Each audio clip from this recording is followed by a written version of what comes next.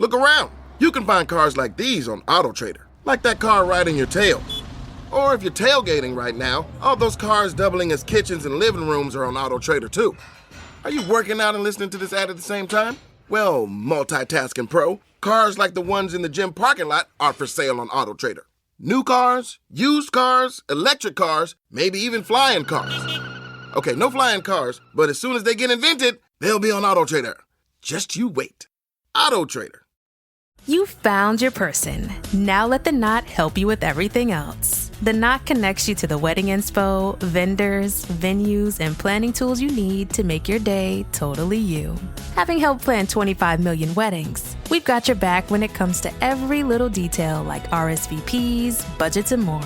Because your wedding comes to life with the connections that matter the most. Get started at theknot.com/audio. The Knot. Let's plan your wedding together. This series contains adult language and descriptions of graphic violence. Listener discretion is advised.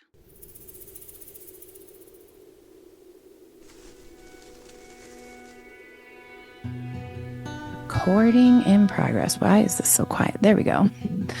Hi, guys. Hello. And welcome to Death by Southwest, episode 94.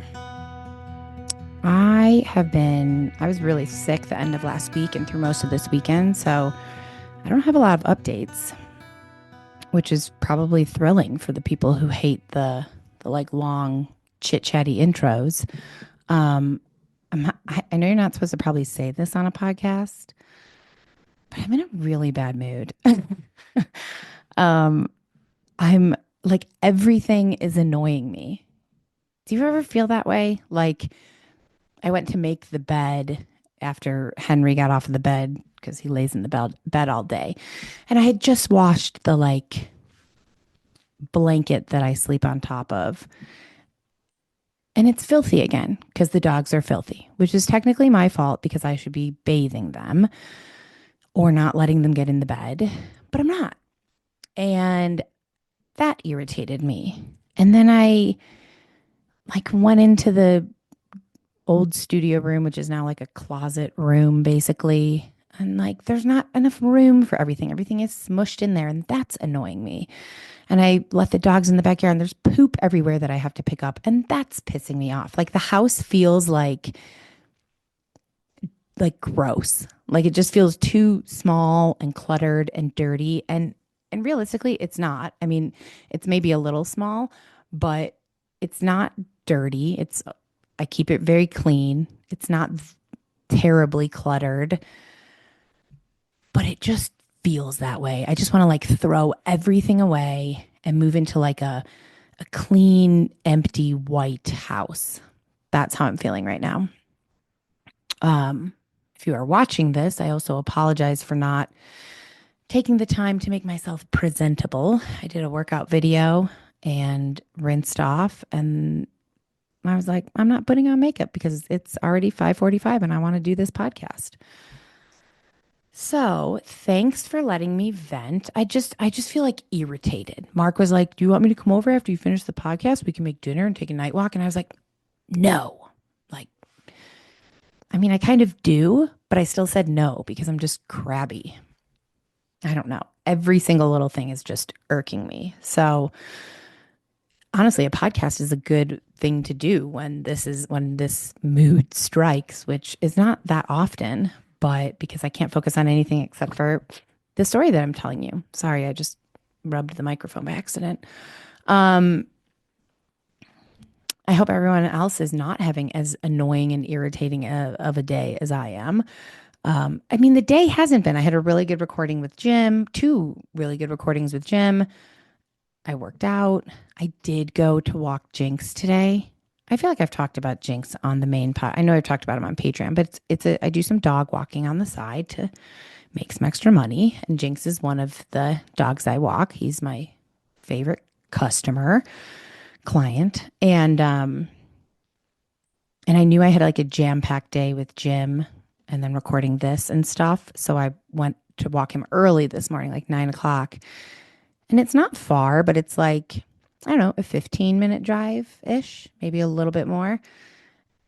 And so it's not like down the street. And so I like had it timed out perfectly. I was like, I can get there. I can do an hour walk. I can get home. I'll have just a few minutes to like change my clothes before getting on. And I had a production meeting with Jim.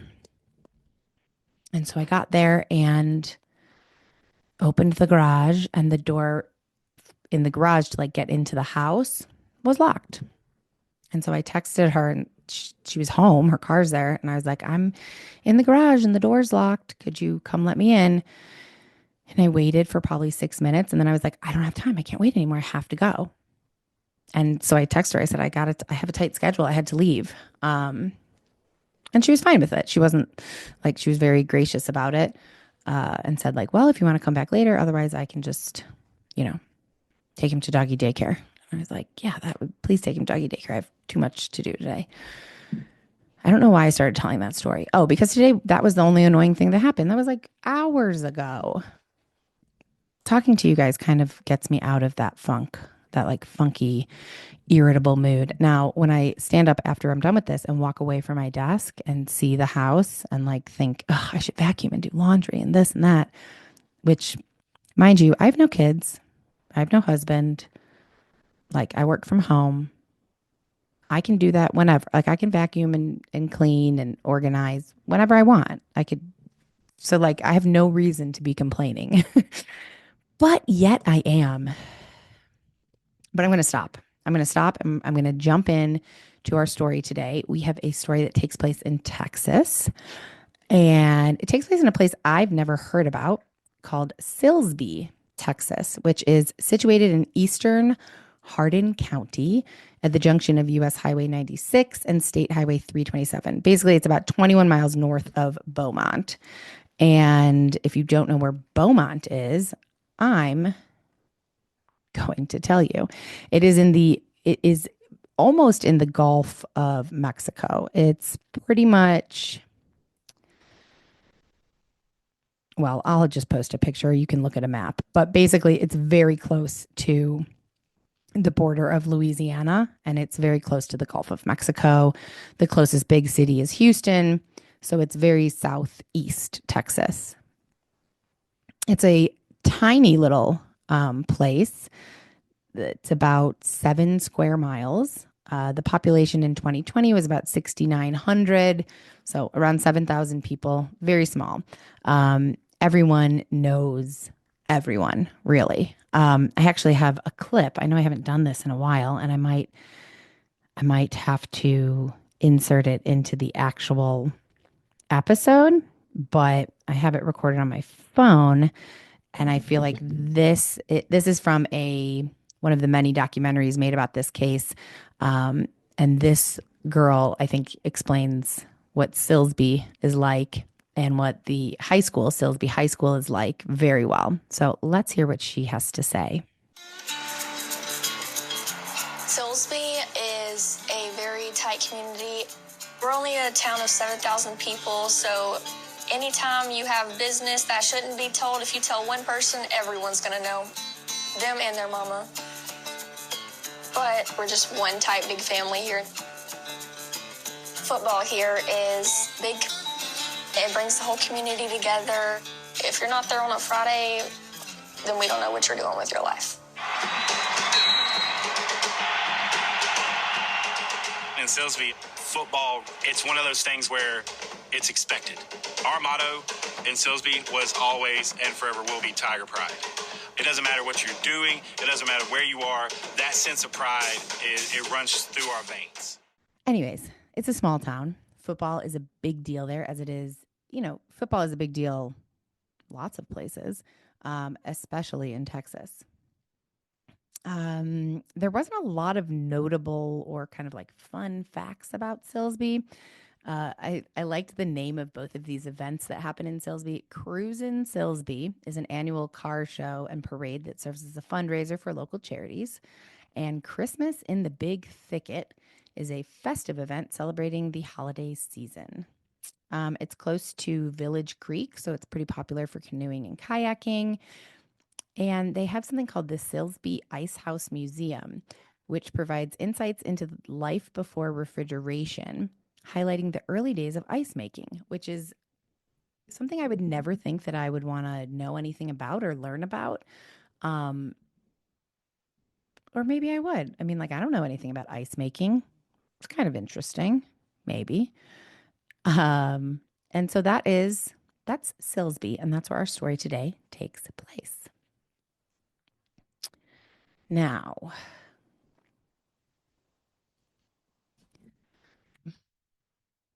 this camera. Okay. We are going to talk about a girl named Tristan Dilley. She was born October 3rd, 2002 in Beaumont. And at the time of our story, she is 14, almost 15 years old. Our story takes place in 2017. So Tristan is, at the time of our story, a freshman and a JV cheerleader at Silsbee High School. Silsbee High School is tiny. Now, I guess that's relative. My high school was huge. So I graduated with just in my graduating senior class, I had 1,200 kids. There was over 4,000 kids at my high school. So it was like a small college campus, honestly, in Chicago. But Silsbee is not like that. In the 2023-2024 school year, Silsbee had an enrollment of about 825 students.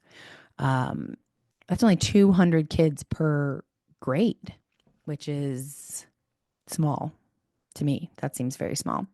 I mean, in middle school, I had 200 kids in my grade, and I knew everyone. Everyone. Maybe you're not friends with everyone, but you know them. You know their name.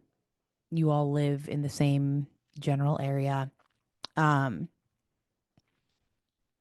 that's Silsbee High School. Tristan was also, aside from being a cheerleader, and that was her main thing, she loved being a cheerleader, but she was also active in other sports, including volleyball, track, softball, and basketball, which feels to me like all the sports. Like the only sport that's missing there is soccer or gymnastics, I guess. Is that a sport? I don't know. She is described as a very positive person with a contagious personality. She loved social media, of course.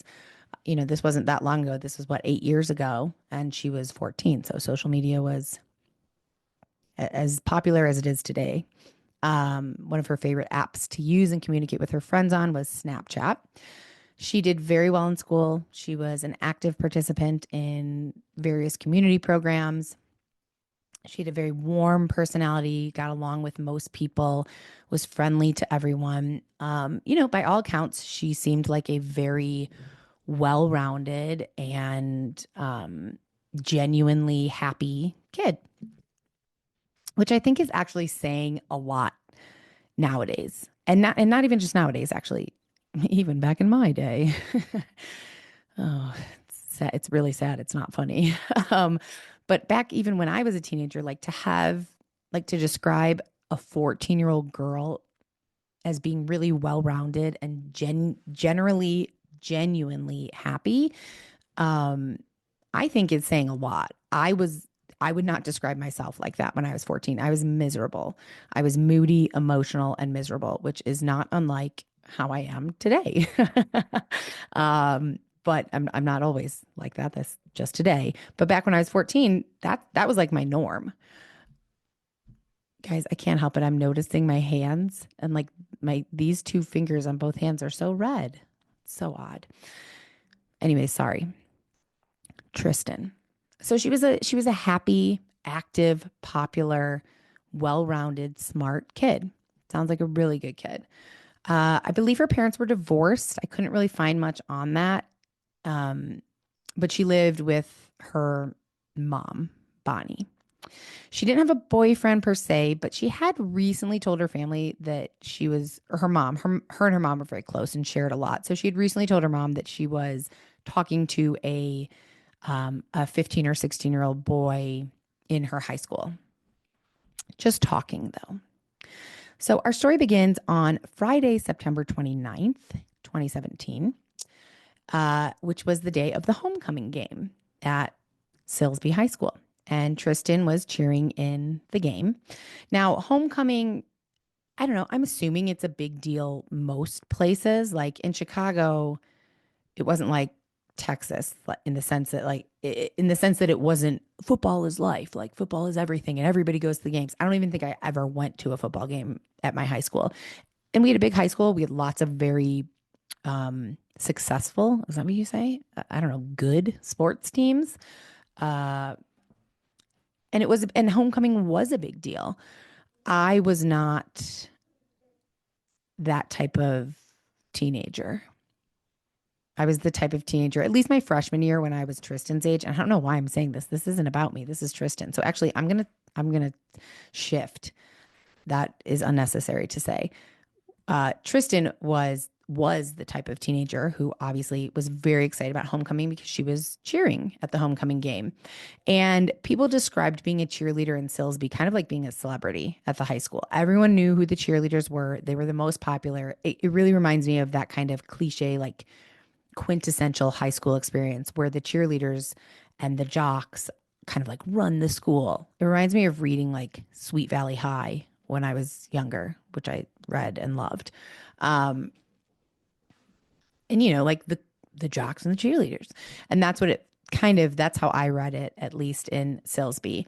And so homecoming is huge. Like take the homecoming in your town, assuming you're not in Texas, which probably a good handful of you are, and like blow it up. And that's what Silsbee homecoming was like. And I learned something really interesting about homecoming in Texas. Apparently, this is just a Texas tradition. Now, correct me if I'm wrong, if you live somewhere else and this happens in your town. But they do something called homecoming mums in Texas. It's a Texas tradition of chrysanthemums or mums that are worn to homecoming football games and other events on homecoming weekend.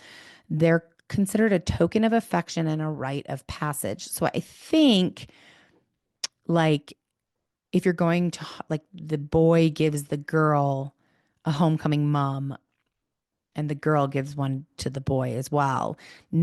It's not the same as like a corsage when you're going to the dance, because these are not worn to the dance. They're just worn to the football game and like all the other festivities. And it's not just one little mum. I'll have to I found a couple of pictures online. It's like it covers your whole chest. I mean, it looks like, I don't know, 8 inches across, like a big plaque kind of with mums on it. And then it's got a ton of ribbons and beads and all kinds of shit hanging all over it. And then, oops, I just hit the microphone, sorry. And then it hangs around, the girl wears it around her neck. It has like a loop that she puts around her neck. And the one that I'm looking at right now, it loops around her neck. It covers like her boobs. Basically, it's like a big circular thing. And then all the ribbons and shit that hang off of it go almost down to her ankles. I mean, it looks very like pageantry. And then the guy is wearing a much smaller one, but still there are ribbons hanging off of it on his, like, around his upper arm. I don't know. So they're worn by students to activities like the parade, the pep rally, the football game, and even worn to class on homecoming day, which I would imagine is very distracting. The tradition originated in Missouri, where the first homecoming football game was played in 1911. The first homecoming mum in Texas was seen at Baylor University football game in 1936. And from there, the tradition spread across Texas and became more and more elaborate. Texas high schools adopted this in the 1960s. So yeah, I'll have to put a picture up here in the video. And then I'll also post. So now remember, Silsbee is a very small town, 7,000 people in the whole town. But for homecoming, it was crowded in Silsbee. There was a lot more people, like several hundred extra people came into town. The local motel, there was only one local motel apparently, and it was full. Past students, past teachers, past alumni, and then family, cousins, aunts, uncles. People came in for this. It was a big deal. So this was a big, big night for Tristan and for her fellow cheerleaders and friends. And they had a great night at the football game cheering. And the fun did not stop there, because the next night, now let me just, not that anybody's like researching this, but I always want to try and be as accurate as possible. And if I can't be, then I want to provide all the different not all of them. I read this two ways. I read that the homecoming game was Saturday, which doesn't seem right to me. And then the dance was immediately after. And then I also read that the game was Friday and then the dance was actually Saturday, which makes more sense to me.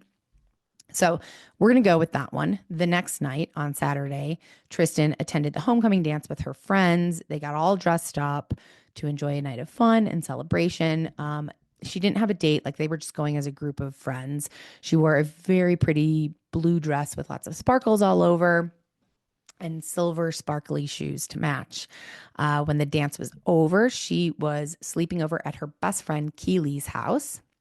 And Keely did notice they were waiting for their ride after the dance. And she said that Tristan was texting someone, and she thought it was a boy, but she wasn't sure. She didn't know who it was and she wasn't sure.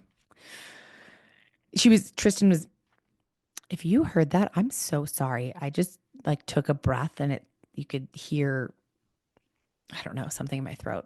I guess I don't need to point out every single sound that my face and mouth makes to you because you're listening. It is a podcast after all, but I like to be really transparent here, guys. Whew. Okay. So they had a sleepover after the dance. Super fun weekend. Everyone was all excited. And then by Sunday, everyone's exhausted. So Sunday afternoon, Tristan's mom, Bonnie, picked her up from Keely's house and they headed home. On the way home, they talked about Tristan's 15th birthday, which was in 2 days. And so it was during the school week. So they were going to just do a mother-daughter date night and go out to dinner and just catch up. They were really close. They talked about pretty much everything with each other. So Tristan was really looking forward to that.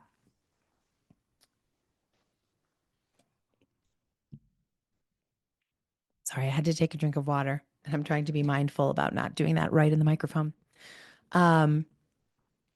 So they went home after Bonnie picked Tristan up from Keely's house. Bonnie had to run some errands and Tristan was exhausted. She didn't feel like going.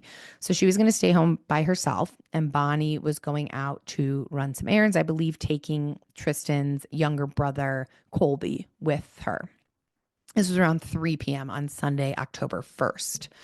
So Bonnie said while she was gone, her and Tristan were texting each other and she felt like Tristan was a little bit off. Now, she didn't seem this way in the car on the drive home, but once Tristan was home and Bonnie was out running errands, Bonnie couldn't place her finger on it. And I don't have the exact texts that were exchanged between them, but Bonnie felt like Tristan seemed worried or concerned about something. Now, look, I don't know how you tell that through a text message on one hand. And then on the other hand, I read every text message with emotion behind it, even if it's not the emotion that the person intended. You know what I mean? You just put an emotion to it. So maybe Bonnie was feeling a little worried or concerned or something. And so she was adding that emotion to the texts when it wasn't really there. But I don't know. And neither did Bonnie. Bonnie didn't know why Tristan would seem concerned, or she even said scared a little bit. But she didn't know why, and she didn't press the issue because she was out running around trying to get her errands done. So the two texted back and forth for a while. Bonnie got caught up in her errands, and when she picked up her phone to let Tristan know that she was heading home, she realized Tristan had stopped responding around 4:44, which not that big of a deal. They weren't having the most intense, deep conversation or anything.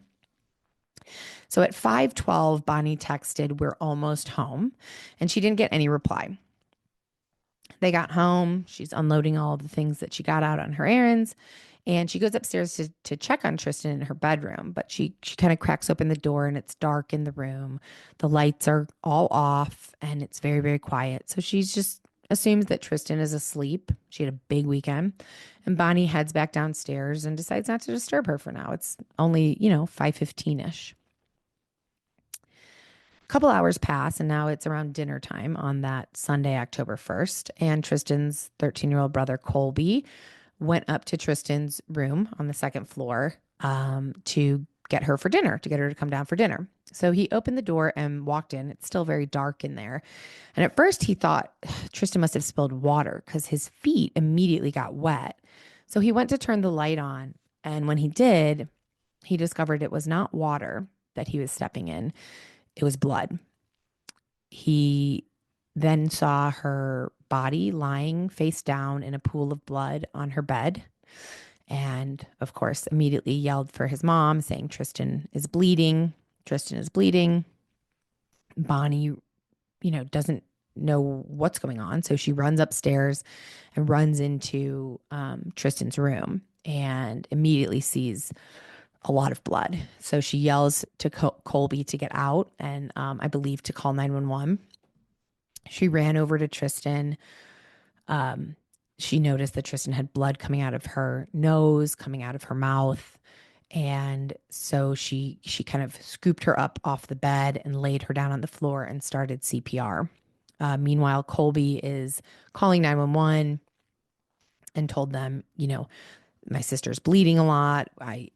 I'm not sure exactly what he said. I don't have that transcript.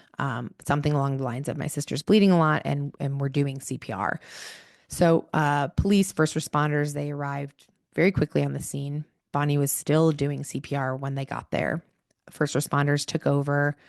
And after a minute or two, Bonnie was standing there as they took over the CPR. And they just looked up at her and kind of shook her head, which indicated that Tristan was gone. And Bonnie said she just kind of touched Tristan's feet and then turned and left the room. Jasper County Sheriff Lieutenant Ryan Cunningham said she never saw it coming. You could tell from the scene there was not a struggle or a fight. She was comfortable and knew the person. And so that's just like their first observations, getting there, looking around, obviously realizing that she's dead. But outside of that, and outside of the blood, outside of her body, which was now on the floor, but had clearly been on the bed, and all the blood, nothing else was out of place. Like there was no struggle here. That was very evident. They did notice a few minutes later, they noticed a bullet hole in the wall above Tristan's bed that they believed was from a .22 caliber. So Chief Scott Duncan said, quote, "We didn't know what we had going on. There's just hundreds of scenarios that was playing on our mind. But based on the bullet hole, they're obviously now considering murder." And when Bonnie caught wind of that, she has all these police and first responders and paramedics and everybody in her house, and she's hearing them talking, and they're trying to obviously keep her updated. She couldn't believe it. Murder didn't seem like even a remote possibility. Now, I'm not sure if Bonnie noticed any gunshot wounds on Tristan. I'm assuming she did, but I also have to imagine in that moment, she was just not noticing any. I mean, who knows? I would imagine I can't imagine that moment actually, so I'm not going to try to. I think it would be safe to say that if she didn't notice any bullet wounds, that would be completely understandable. So she was shocked by this. Like, it was a very safe town. Everyone knew everyone. They didn't lock their door. It was just not the kind of place that this happened. So police are considering it though, because like I said, it was a homecoming weekend, which draws a lot of people to Silsbee. Current football players and cheerleaders, band members and teachers, to past students, teachers, football players, not to mention all the random extended family and just random spectators who perhaps are there to enjoy the football game. The police chief said the homecoming game brings in so many more suspects. A predator could have been in the stands watching her or tracking her in some way. So now Bonnie and police are wondering, could she have been targeted by someone she knew who was kind of like stalking her? Was it a stranger that perhaps was in town for the game, maybe found her attractive, followed her home? But like that to me is automatically followed her home from where? From her friend Keely's? Like followed her from the game to Keely's? What, he camp outside? He or she? Um, or was this someone who was going after cheerleaders and she was the first? I mean, there are a ton of, obviously, they have nothing right now. So all the scenarios are going on in everyone's head. So when the autopsy was complete, police were able to confirm that Tristan had been shot in the back of the head twice with a 22 caliber Magnum revolver. Again, there were no signs of a struggle in her bedroom or anywhere in the house. There was no signs of forced entry, which, look, the door could have been unlocked and someone could have walked in. That's certainly a possibility. But more likely, police are thinking she knew whoever did this because she let them in the house. So beyond that, like the no struggle, no forced entry, and then the bullet hole, there was, little else to go on initially. They didn't find any other DNA evidence. I didn't hear DNA or fingerprints or anything talked about at all in anything that I read or watched or listened to. So police began by talking to the people closest to her, to her family and her close friends, while also, anticipating getting into hopefully her cell phone and her social media accounts and all that. So they first spoke to Bonnie and asked her to go through everything she could remember about the night of the murder, which was, I believe, still this night. I believe we're still at Sunday night. Bonnie said that before she left to go to air, she brought Tristan home. Tristan went up to her room. Bonnie tidied up the house a little bit before she went to run errands. She said she did notice when she got home from running her errands that things looked like they had been cleaned a little bit more than before she left. All the dishes had been put away. It looked like someone had vacuumed. And that wasn't uncommon. Tristan did help out around the house and did clean up, but it did seem odd that like she got home, went upstairs to go to sleep. Bonnie left. Like, why did Tristan wake up and then start cleaning? And what they were thinking is maybe because she was going to have someone over to the house and she wanted to clean it first. Makes sense. So they quickly ruled out Bonnie and Tristan's brother, Colby. They basically ruled out all family members. And they then went to the school to speak to the cheerleaders, the people who were closest to Tristan after her family. And all of her cheerleading friends really had no answers. They did tell investigators that, people were jealous of her. She was a tiny, petite girl. So she was the flyer. She was the top of the cheerleading pyramid, which stands out. If you're at the top of the pyramid, you're also the person being like thrown in the air and standing at the top of the pyramid, like, doing whatever with your arms, which I don't know. I just did. I was only a cheerleader in 8th grade and then never again. So don't ask me. But she was doing things that, when you're looking at all these cheerleaders down in the field performing, you definitely notice the person on top. And that was Tristan. She was a pretty girl. She was very popular. Again, cheerleaders at Silsbee were like celebrities. So people who weren't cheerleaders definitely had reason to be jealous of her. And even other cheerleaders had reason to be jealous of her, apparently. Her best friend Keely told police that at the homecoming dance, there was a little bit of drama, a little bit of jealousy, because Tristan was dancing with her apparently ex-boyfriend, Brian, who was a very attractive, I don't know if that's true, I have never seen him, but according to Keely and other friends, he was a very attractive football player. And a lot of the other cheerleaders liked him. And he was dancing with Tristan, even though they weren't dating anymore. It caused a little bit of drama, apparently. And usually this would seem like nothing, but at this point, police are like going, they're going after whatever they can, whatever information they get. So they investigated a little further, talked more to the cheerleaders, their families, things like that. They were able to rule out all the cheerleaders. So it wasn't any of Tristan's friends that were close to her. It wasn't her family. So now police have to look into who else did Tristan potentially have contact with between the homecoming dance and the time she died. Now, it isn't necessarily somebody that she talked to between in that time, but that seems like the most logical option. So again, they spoke to Keely because Tristan slept at her house the night before she was murdered. Keely was understandably completely distraught, just couldn't believe that this would be true. She actually, when she heard the news, she said that in her head, she kind of ran through like, are there other Tristans? It can't be my Tristan. Like, it has to be a different Tristan. And sadly, it wasn't.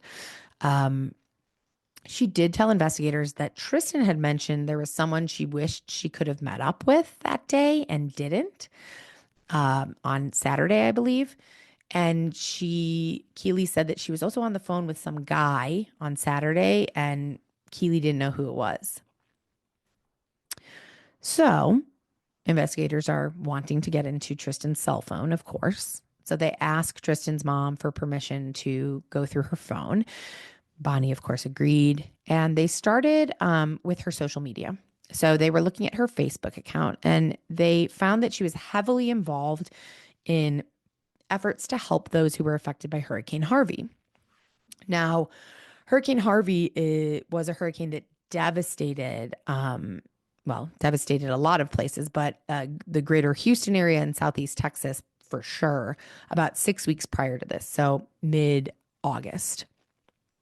The storm hit in August 2017, hit Texas and Louisiana, over 100 fatalities. It was compared to and matched Hurricane Katrina from 2005 as the most expensive tropical cyclone on record, with damages totaling $125 billion. The majority of the destruction was caused by extreme rainfall and flooding. It was at the time the costliest natural disaster ever recorded in Texas. It was also the first major hurricane to hit the U.S. since Hurricane Wilma in 2005. That's crazy. That's 12 years without a major hurricane. I didn't realize that. So over the course of 4 days, some regions in Texas and Louisiana saw more than 40 inches of rainfall. It was just catastrophic flooding. And so as Hurricane Harvey swept through Louisiana and Texas, there was just devastation. It was destroying entire towns. Homes, businesses were all submerged. It was terrible. There was a ton of families that were obviously displaced. Some, went to shelters, others stayed with relatives, and some were just forced to completely leave and abandon their homes entirely. And Tristan, they were lucky they did not have to do that. So she wanted to help however she could. So she was involved with a clothing drive. She helped collect bags of clothes and shoes and to distribute them to people in need after the storm. And there were plenty of people in need. People like a boy named Paul Audrey Adams, who at the time of the hurricane posted pictures on Facebook of his flooded house, and he was asking for help because him and his father were stuck there. They couldn't get out. Tristan lived only about 10 minutes from Paul. So that's shocking. That shows you like how such a small difference in, I don't know how I'm trying to say this, but you know what I'm saying. Tristan's house was fine. Paul's house was apparently like submerged in water, and they only lived about 10, 15 minutes away from each other. So Tristan saw this post on Facebook, and in true Tristan character, she loved helping other people. She wanted to help. And so when she realized how close they lived, she commented and said, like, I have friends who are on a boat going around and helping people. I can put you in contact with them and they could come rescue you. And they did. That worked out. Tristan's friends took their boat through the flooded town and were able to rescue Paul and his family from their house that was flooded. He later commented on that same thread and said, thank you, help has arrived. And she responded again and said, let me know how things are going. And the two ended up staying kind of in communication. Now, Paul was a little bit older. He was 19. And she knew that was like kind of inappropriate. So she didn't tell her parents that he was 19. And Paul also told his family that he was talking to, when they asked who he was talking to, because apparently they talked kind of regularly. He said a girl from my nursing class. He was in nursing school. And Tristan told her parents, it's just a boy at my school named Adam. So obviously Tristan and Paul knew that even like regular communication was kind of not age appropriate. So because they both kept it a secret from their parents and even their friends. Tristan's friends had no idea who this Paul was. They thought she was talking to somebody named Adam, who was 15 or 16. And now look, Tristan is almost 15 in like 2 days. So let's call her 15. Paul is 19. I don't know if he's 19 going on 20 or just turned 19. Doesn't really matter. And so hearing that as an adult, I'm like, whoa, that's a big age difference, because 19, you're in college. So I'm thinking about, when I was 19 at U of A and the like 19-year-old boys that I was around, doing keg stands and chugging beer and trying to sleep with as many girls as they could. Like that's a 19-year-old boy to me. And 15, like I wasn't doing that at 15. And the boys that I knew that were 15 weren't doing that. So looking back, it seems like a huge age difference. But when I recall being 15-ish, I remember going to visit my friend, sorry, Henry's barking, guys. My friend Katie Lewis, she had older brothers who were in college at like Ohio State or something. So we went for the weekend and we went out to like college parties, and I felt like it's not that, I can actually remember being like, it's not that big of a deal. Like it's not that big of an age difference. 15 to 19, come on, we're basically the same, which is funny because now I definitely don't think that. So I can understand, I'm putting myself in Tristan's shoes, if a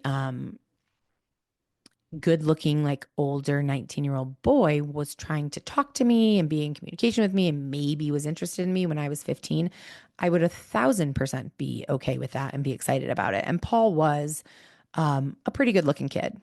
And from what I understand, pretty charismatic. So kind of makes sense.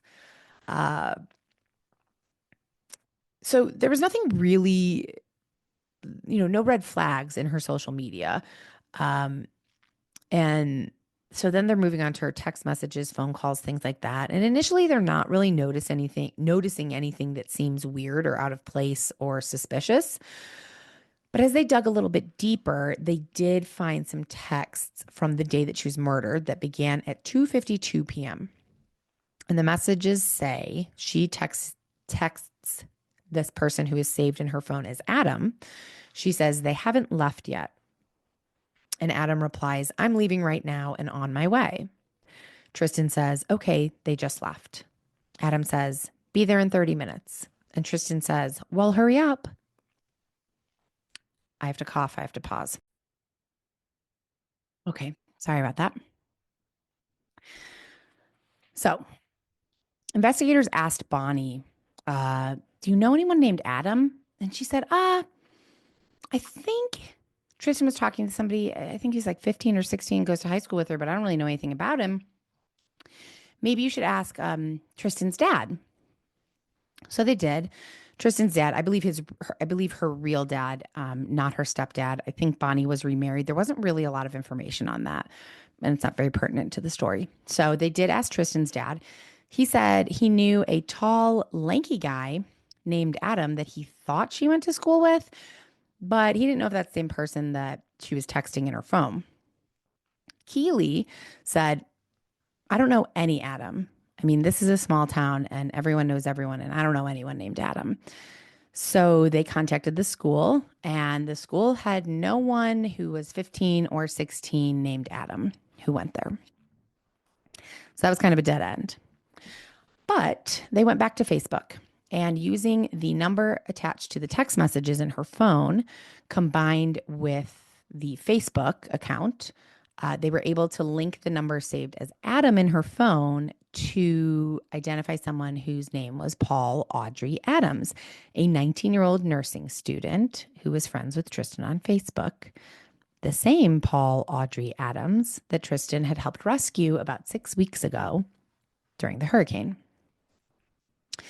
So investigators went back to Bonnie and said, do you know anyone named Paul Adams? And Bonnie said, you know what? I think I do know that name. I think Tristan helped him and his family get out of their flooded house back in August. She said, I think that they became friends on Facebook after that, and they chatted on Facebook, but I think they're just acquaintances, nothing more. She also then recalled a conversation that she had with Tristan where Tristan said, Mom, did you know that like there's this 19-year-old and he's kind of interested in me? Now, Tristan did not specify that it was Paul Adams. Bonnie did not know how old Paul Adams was.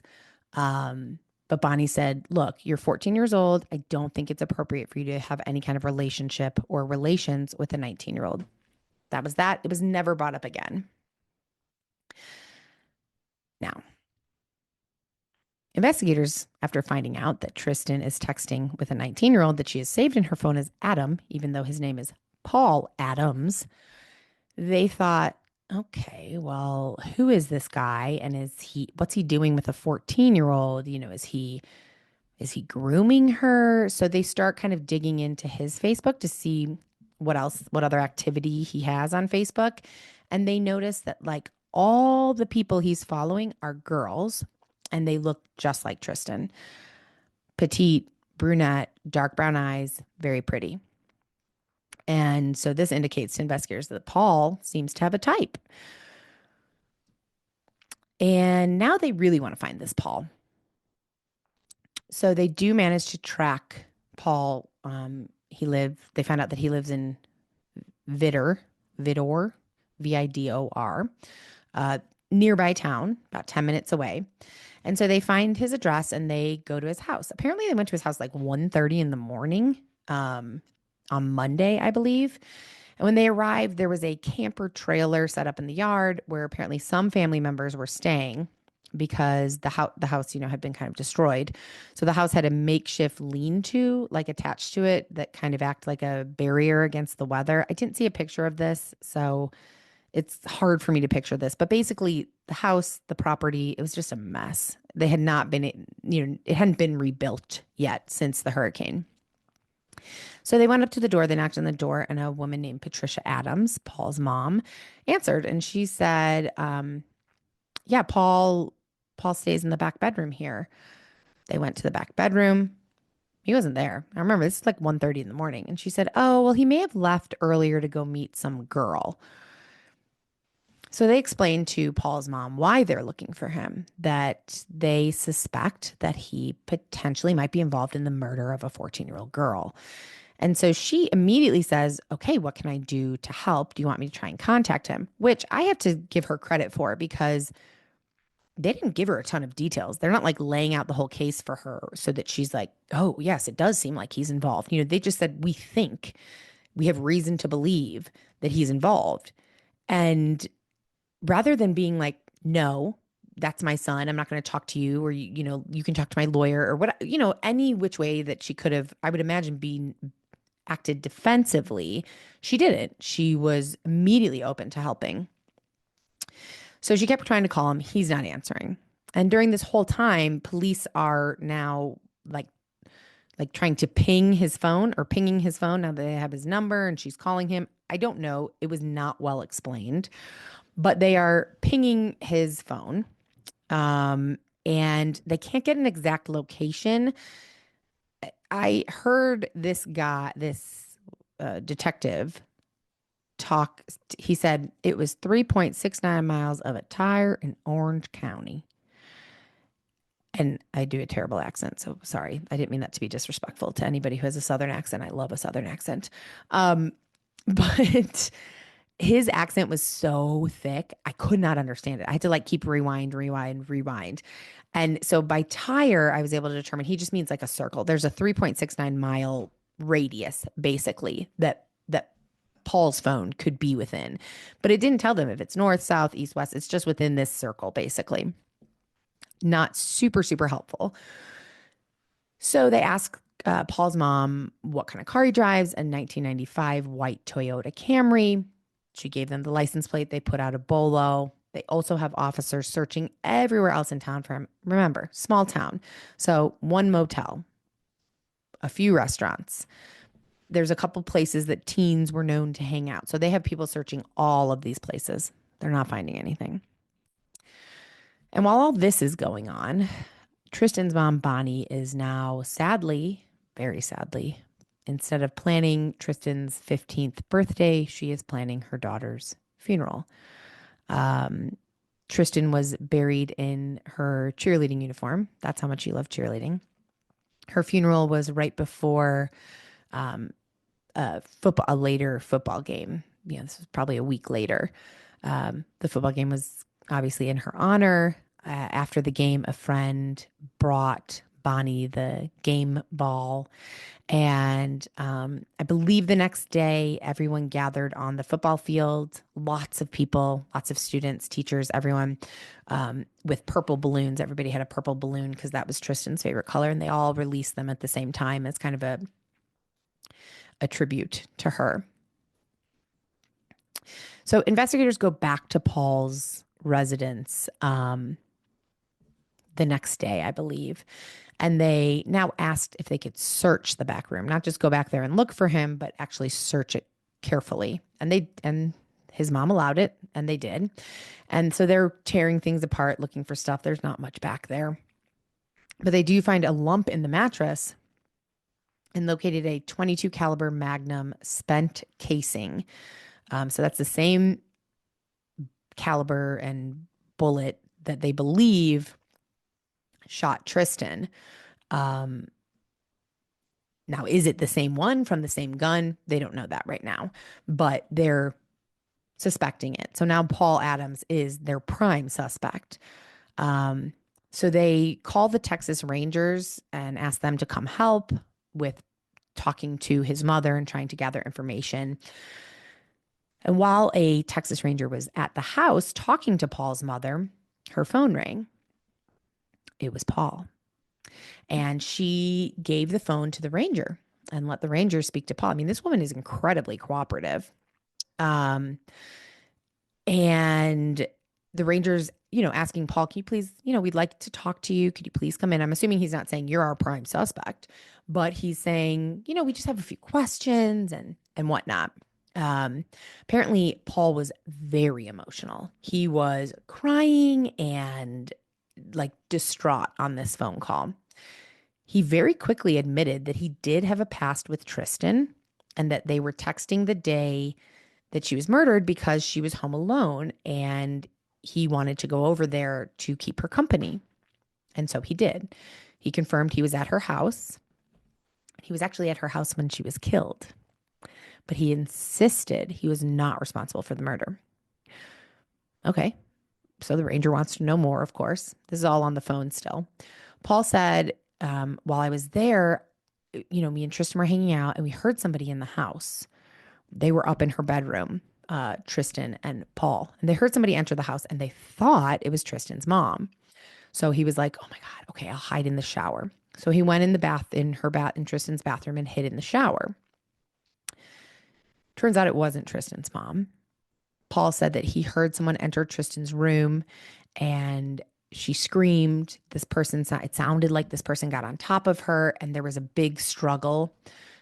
He heard Tristan screaming, but he didn't come out of the shower because the man was threatening her with a gun, saying he was going to kill her. And Paul was scared. He didn't want to get killed. And part of me wants to be like, what a dick. Maybe he could have just scared the guy away, take the shower curtain rod or something, I don't know, find a weapon, do something. And then the other part of me is like, you know what?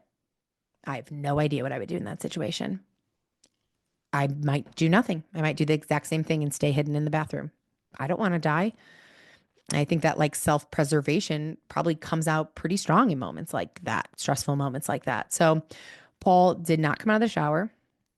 And then he heard 2 gunshots, and he waited a few minutes and then kind of snuck out of the shower and like peeked into the room and peeked out the window and said that he saw a 50-ish-year-old man wearing a Boston Red Sox cap, and he had a beard, and he was leaving the house. Paul claimed and told the ranger, "I was scared, so I just left without telling anyone what happened." But like, it doesn't really make sense. Like, he went to Tristan's house because he didn't want her to be alone. But when someone entered the house and like she was in danger, instead of helping, he just did nothing. Like, he was so concerned about her being alone. And then, if you're concerned about somebody being alone, I'd imagine it's because you don't want it in their own home. You're worried that an intruder could come, something like that. And then that happened and he did nothing. So like, what's the point of him being there? It just didn't make sense. Why after the male intruder left, why didn't Paul call 911?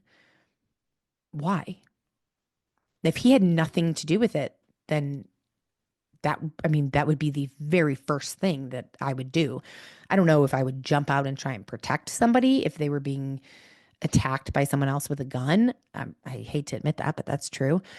But if the attacker was gone and it was safe to come out, I would immediately call 911 for sure. Furthermore, Paul, told the ranger there was this big struggle between Tristan and the man. But that's not what the room reflected. The bed wasn't even barely messed up, like at all. Nothing was out of place. So Paul's story just wasn't adding up. So Paul finishes telling his story to the ranger, and there's silence on the phone for a few seconds. And then all of a sudden, a gunshot. The ranger hears a gunshot, what he believes is a gunshot. And then the line goes dead. So investigators are now panicked because Paul's mom told them he went out with another girl, like a girlfriend, a girl. And so they're worried that they're now going to have to go look for victim number 2 from Paul. So all the rangers, investigators, everyone, they get in their cars, they split up, and they're just all driving around this 3.5 or 3.69 mile radius that is still showing Paul's phone. Again, it's not showing the exact pinpointed location, but it is showing it is in this area. And so they're all driving around looking because, like, I don't know, you get enough people driving in a 3.5 mile radius, you're going to find something probably.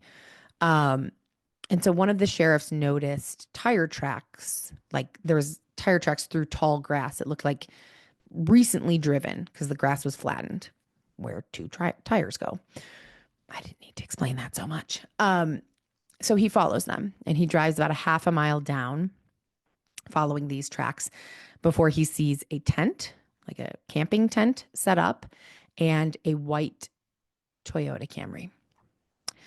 And so this is Paul, he believes. And he, is out of his car now. More officers and investigators have followed him, and they see some movement in the back of Paul's car, but his car is like facing them, I believe. He could see someone sitting down at the rear bumper of the vehicle, kind of like leaning up against the vehicle. And he thought, we found him. And so all the officers and investigators all pull their weapons. And one of the investigators was quoted as saying, "We don't know what's fixing to happen." And that just reminds me of living in Georgia because people say that all the time. I had never heard that. Fixin'. What's fixin' to happen? I'm fixin' to do this. I had never heard that before living in Georgia. And I like it. It sounds stupid coming out of my mouth, so I can't use it. But someone with a nice Southern accent, it sounds really cool, I think. So the officer said, "We don't know what's fixin' to happen." All the sheriff can see is this white male who he believes is Paul, kind of leaning up against the car. And before anybody can say anything like, "Put your hands up," or, whatever, the man sitting and leaning up against the Camry raises his arms, and then all of a sudden the officer sees red splatter come out the other side of his head. So the officers, sheriffs rush over, and sure enough, it is Paul, and Paul is now dead. No other girl. They didn't see any other girl. So they believe that he was never with another girl, that he was just hiding out there. They found a suicide note on the ground next to Paul, written over 8 index cards. So there's 8 index cards, and there was a jar filled with wildflowers that Paul had placed on top of the stack of index cards. It's a little bit long. I'm going to read it to you. It says, I know what you're thinking, but I didn't kill her. I loved Tristan with all my heart. I know we shouldn't have snuck around, but I also know she's 14 and I am 19, but that did not matter to us. We cared about each other deeply. It was her birthday soon, and we just wanted to see each other. When I got to her house, everything was fine for a few hours, but then we heard someone come in. We thought it was her parents, but it was some man. He looked to be in his mid-50s, wore blue jeans and a Boston Red Sox ball cap. Thinking it was her parents, I hid in the bathroom. But I realized it wasn't her parents when Tristan started screaming. I didn't see what happened, but I believe that she was assaulted because she just kept screaming for him to get off of her, and I just stood by. I wanted to try and help her, but he was threatening her with a gun. I knew if I tried anything, he would shoot me too. But if I knew now what I knew after all it happened, I would have gave my life to try and save her. Now this has all happened. I feel it will just be better to end my life. I can't live knowing I was too much of a coward to do anything and go back and stop him if I could. I don't even know Tristan's parents' names. Mom, I love you with all my heart. You were the best mom anyone could ask for. I wish I could have finished college and got a job with a good family. But now things will never be the same. I feel they will hold me responsible, and after watching so many shows of lockup, I'd rather die than be locked up in a cage my whole life. I have so many questions as well. Why did this happen to us? But I guess the universe is full of surprises. Yes, I'm scared to die, but the alternative to staying alive seems hopeless. I just hope my death is quick. I believe Tristan died instantly. I just remember hearing 2 shots and then silence. When I looked in her room, all I could see was a perfectly still body and a huge puddle of blood. I didn't know what to do besides run, but even running from something like this is useless. My only wish is to be cremated, and I want all of my possessions to go to my parents. I know people will think that I killed her or I was responsible for letting it happen, but I know what happened. I felt like a drop of water in all the oceans. I wanted to scream, but no words would come out. It was as if the breath was knocked out of me. It's kind of all over the place. And honestly, I think it's the gullible. I think I'm gullible often, or too trusting perhaps. And like I read that and I thought, oh my God, maybe he didn't do it. Like this is so sad and pathetic, and I'm scared to die too, so I relate to him. But soon after finding Paul, they found the gun that he used to kill himself, and they immediately sent it to ballistics. And then they began processing the scene. And they found some pretty disturbing things. Apparently, in the weeks leading up to Tristan's murder, Paul had been shopping, and he had receipts. He had purchased multiple weapons, including 2 hatchets, an axe, a machete, and several knives. He also had survival supplies like 32 military rations, 4 cases of water, and an anatomy book. He also purchased 4 burlap sacks, duct tape, heavy chains, 8 pairs of handcuffs, a 30-pound dumbbell, and a 40-pound dumbbell. So after finding all of this, investigators thought that perhaps his original plan was to lure Tristan away from her house to this secluded campsite, kill her, dismember her body, weigh it down with the dumbbells, and put it in the drainage ditch that was nearby. Instead, when Tristan's mom texted and said, I'm heading home, Paul panicked and killed Tristan in her bedroom. And based on all of these items that they found, the sheriff actually said that he just had this sneaking suspicion that Tristan would have been the first of many. He said, quote, I believe we were fixing to have a serial killer on our hands. Not a very good serial killer, though, because all the receipts were in his car and showed that he purchased all these items at Walmart, which blows my mind. Like, you can just buy an entire murder kit at Walmart, probably at Target too. So no shame to Walmart. Anything could be, you could get anything. I'm not going to go down that road. So in addition to the receipts, though, there was also, because he bought them at Walmart, they then went and looked at the surveillance footage at Walmart from the dates on the receipts. And sure enough, there's Paul just like walking in, walking out, buying all this stuff. Like, what an idiot. Like, really? No hat, no disguise. You don't want to burn the receipts. Like,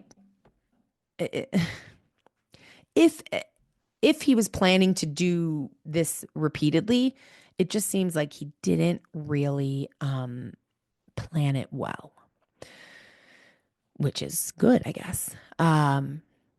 They also found that that Paul Adams had downloaded apps on his phone that allowed him to monitor police activity. I didn't even know you could really do that. I mean, I know the Citizen app, but I feel like that's more monitoring crime than monitoring police. Like, I can't see where police are going necessarily.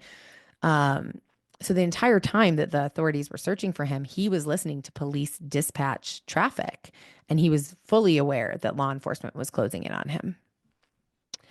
And then they got the final answer that they needed and that everyone suspected would be true.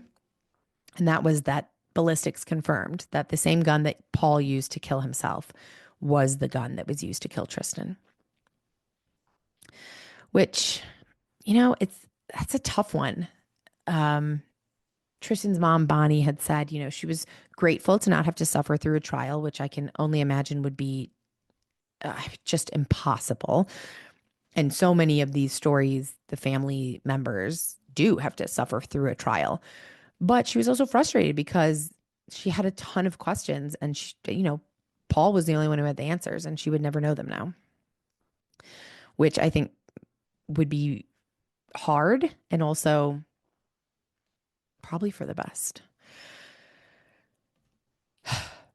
So that is the story of Tristan Dilley. Very, very sad. Far too, look, every case is very, very sad. She was such a young girl, though, and seemed to have such a promising future that it's terrible. And I'll be honest, the gun proves it. It was Paul. Yeah, I guess that's it. The gun proves it. It was Paul. But it's tough because there's no confession. There's no, my mind is like, what if there was a guy in a Red Sox cap and he left the gun and then Paul took the gun? That's not what happened, I'm sure. But I don't know. It's a tragic story. So my thoughts and prayers are with Tristan's family and friends, and hopefully did this one justice. And I thank you guys for listening, and thank you for helping me. You doing this knocked me right out of that bad mood, which, how could it not? After telling a story like this and hearing what these people had to go through, Tristan went through, her family, it's like, oh my God, I'm upset because my house feels like it's closing in on me. Boo-hoo. Shut the fuck up, Margot. So that's what I'm going to do. I'm going to shut the fuck up, and I'm going to say goodnight. I love you guys. Tomorrow there will be a new mini crime story. Remember, bonuses are on Wednesdays now. Leave a review on Apple, leave a comment on Spotify, and have a beautiful rest of your, I'll talk to you tomorrow, but have a beautiful rest of your Tuesday and Wednesday. And thanks, guys, for always being here with me. Love you all. Bye. Death by Southwest is hosted by Jenna Schneider and Margot Carmichael. Executive produced by Margot Carmichael. Produced by Jenna Schneider. Audio editing and sound design by Margot Carmichael. Music by Soundstripe. And a special thanks to Edward R. Murrow for letting us borrow his famous sign-off phrase, good night and good luck.